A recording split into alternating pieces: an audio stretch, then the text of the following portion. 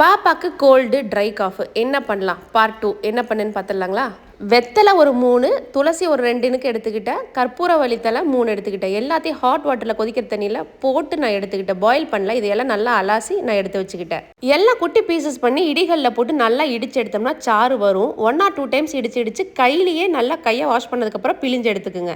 8 months complete ஆனதுலேருந்து இது பேபிக்கு கொடுத்துட்டு வரலாம். அதாவது ரொம்ப சளி இருமல் இருக்குது அப்படின்னா ஒரு நாளைக்கு ஒரு வேளை மட்டும் நீங்கள் கொடுங்க. பேபிக்கு நோஸ் ஃபுல்லாக பிளாக் ஆயிருக்கு அப்படின்னா இது ரன்னிங் நோஸ் வழியாக நமக்கு சளியெல்லாம் வெளியே வந்துடுது. இன்னும் நிறையா தெரிஞ்சுங்கன்னா பேஜை ஃபாலோ பண்ணிடுங்க.